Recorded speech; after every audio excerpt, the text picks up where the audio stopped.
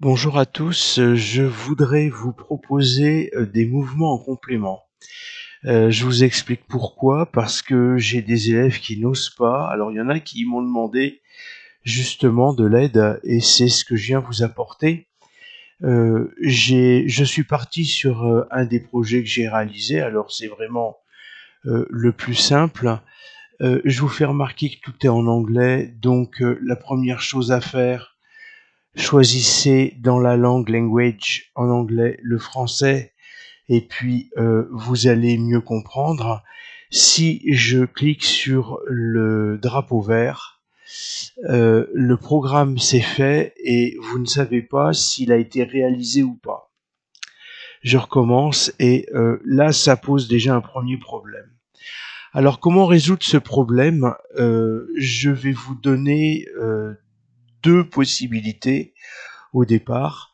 La première est de dire le stylo, euh, une fois que je l'ai mis en position d'écriture ou juste avant de le mettre en position d'écriture, je vais ajouter 10 ou 20 ou 30 à la couleur du stylo et puis je vais lancer.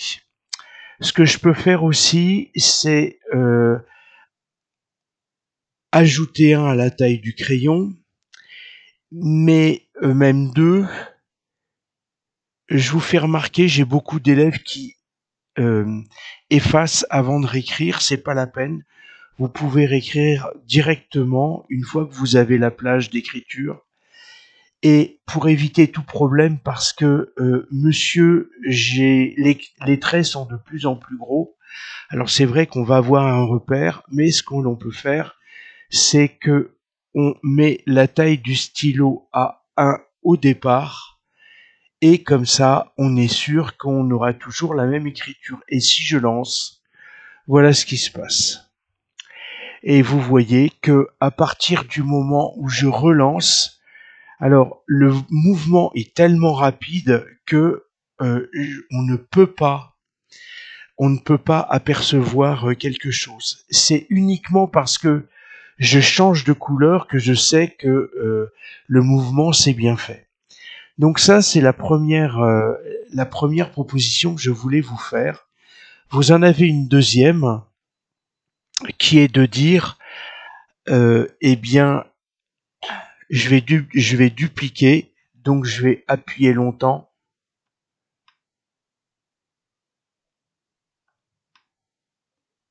Alors c'est en dessous.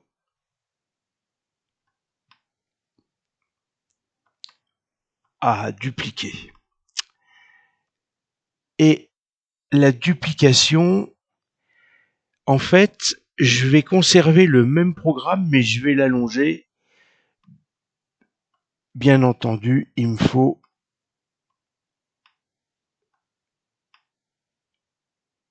l'élément de départ. Et ce que je vais faire déjà, pour vous donner de l'aisance, je vais aller dans Contrôle. Et dans Contrôle, j'ai une brique qui est attendre une seconde. Alors toujours pareil, on va peut-être pas attendre une seconde parce que ça fait beaucoup, mais 0,2. Vous voyez, j'ai tapé virgule sans taper 0 et l'ordinateur comprend très bien. Et ce que je vais faire, c'est que je vais attendre 2 dixièmes de seconde ici. Et puis, même ce que j'aurais dû faire, c'est pas grave, je vais dupliquer ici. Je vais dupliquer ici et je vais réattendre 2 dixièmes de seconde. Et puis, je vais encore attendre 2 dixièmes de seconde. Alors, peu importe où je les mets. Et puis, je vais attendre 2 dixièmes de seconde. Donc, il faut que je change ma quantité 0,2 et 0,2. Et puis, si je lance le programme, voilà ce qui va se passer. Et vous voyez que là, vous avez vu le lutin se déplacer. Alors si vous voulez attendre davantage, passez à 0,5, passez à 1 seconde, c'est pas un problème. Mais voilà, là vous voyez que le mouvement va pouvoir être contrôlé et c'est la première chose que je voulais vous montrer. Je vais vous en proposer une deuxième. Donc je vais dupliquer ce premier programme que j'ai fait et puis il faut que j'aille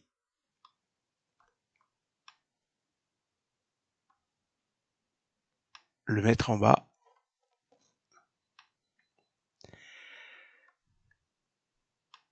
Donc ça, c'est mon programme initial.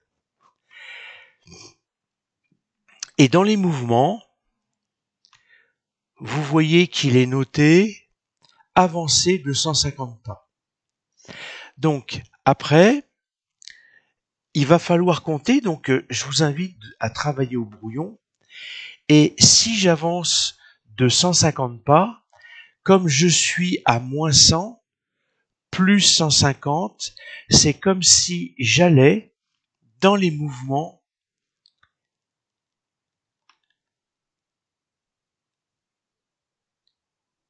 à 50, 50.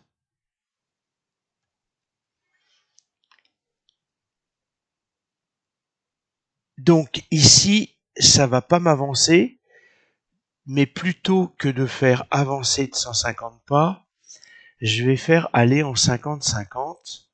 Je vais lancer le programme.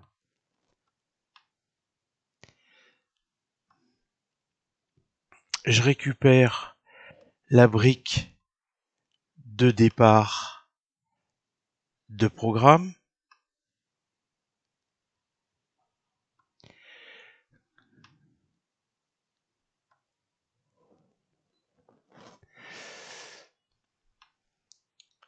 Donc le s'orienter à 135, j'en vois pas l'intérêt.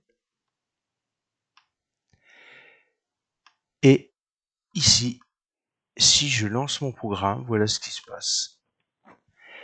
Vous voyez que ça a été très vite, mais j'ai le même mouvement. Et j'attends. Alors là, j'attends pas, le programme est arrêté, le lutin ne va pas plus loin.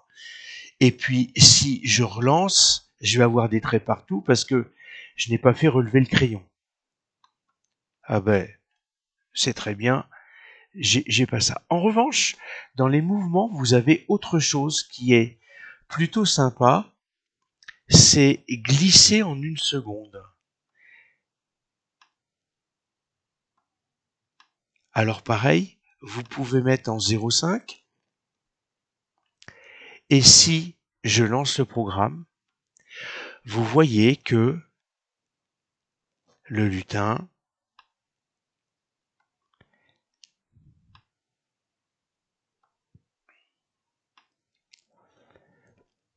est là. Si je tourne à droite de 90 degrés et que j'avance de 50 pas, je vais en fait revenir à glisser en 50, mais cette fois-ci en 0. Et regardez.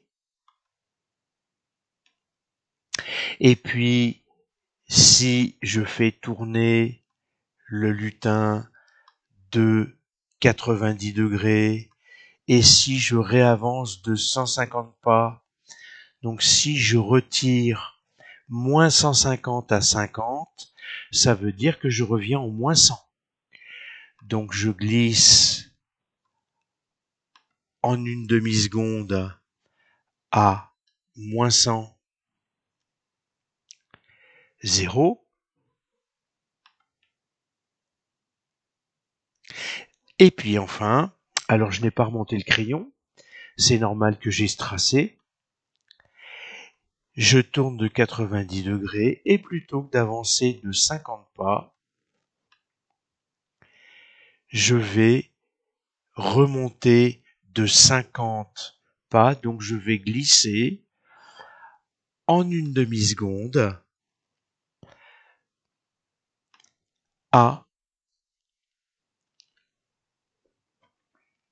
50, alors ici à moins 100, ça bouge pas, mais au-dessus, je remonte, donc j'ajoute à 0,50, et puis j'ai la fin du programme, ça, c'est pas nécessaire, je relance le programme, et puis j'ai, pour avoir quelque chose de très beau, il me faut effacer tout.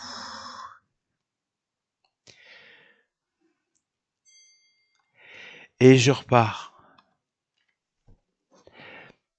Et vous voyez que là, de deux manières, soit je vais tout doucement au tracé de la formule, soit je vais par saccade, mais entre chaque mouvement très rapide, eh bien, je vais attendre.